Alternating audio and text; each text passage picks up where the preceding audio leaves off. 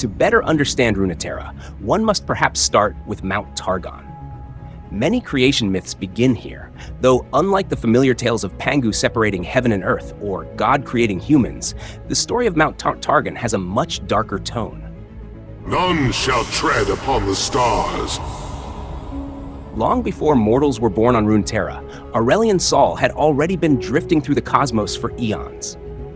His kind took pleasure in forging planets in the vast, empty primal universe and then tending to them. In mortal terms, Sol's greatest creation was the sun. Yet to him, the sun was but one of many ordinary worlds he had shaped. However, it was this seemingly mundane creation that gave birth to a planet that would amaze even Sol.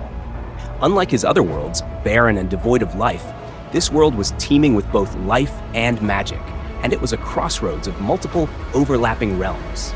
These realms, beyond the material world, included the Void, the Shadow Isles, and the Spirit Realm. In earlier lore, Sol himself crafted Runeterra, but later revisions of the story have left even him uncertain about who truly shaped this mysterious planet. The Starborn, an ancient celestial race living in the universe, also took an interest in this world. Champions like Pantheon, Leona, Diana, and Zoe are all earthly vessels for the Starborn. If the host's will is strong enough, the Starborn can be suppressed and serve as a tool to empower the host. When the host perishes, the Starborn seeks a new vessel. While the Starborn reside in the universe, their power is nowhere near that of Sol. Upon learning of Sol's fascination with Runeterra, the Starborn begged him to come closer, to see the mortals who worshipped him. Though Sol had lived for countless millennia, the vast universe was still mostly empty, and he rarely encountered beings with intelligence or thought. So, when he found that mortals revered him, he could not help but feel both a sense of loneliness and smugness. He transformed into a dragon, descended to Runeterra, and enjoyed the adoration of the mortals. In his true form, Sol was not a dragon, for to him, dragons were simply pitiful creatures with wings. To better relate to the mortals, he took the form he believed most akin to them. At that time, mortals ascended the highest peak and presented him with a magnificent crown. Sol had never seen such an exquisite ornament. Yet when he placed it upon his brow, he realized that this was not a gift but a cursed item placed by the Starborn. They had entered Runeterra, compelled the mortals to bring the crown to the highest peak, and lured Sol into a trap. Although Sol was immensely powerful, he could not remove the crown, which was infused with the combined might of the Starborn. Sol soon realized that his thoughts and knowledge were being slowly drained by the crown. When he tried to exact punishment upon the Starborn, the crown's power cast him back into the universe, where he could neither roam freely nor approach the world he had created.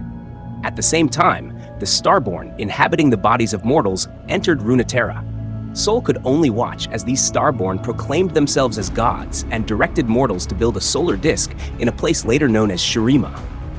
The solar disk siphoned Sol's power, creating the immortal Ascended. The peak where Sol had been crowned was named Mount Targon by the Starborn. What infuriated Sol even more was that the worlds he had created began to fade, neglected, and left untended. Despite repeated attempts, he could not rid himself of the cursed crown. For centuries, Sol watched as the Ascended slaughtered enemies, fought the forces of darkness, and eventually turned on each other. But with time and the frequent wars that ravaged Runeterra, Sol began to feel the weakening of the power that bound him. The crown began to crumble, shedding golden flakes like rust. Perhaps soon he would be free. After countless centuries of imprisonment, what mattered most to him was the day he could remove the crown, and when that moment arrived, he would turn his eternal fury into the most brutal revenge against the Starborn.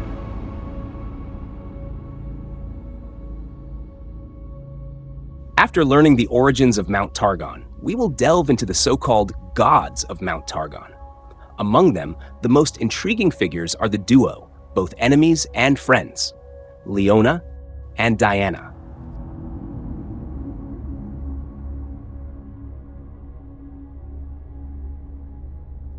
Creating videos isn't easy. Subscribing to my channel is my greatest motivation.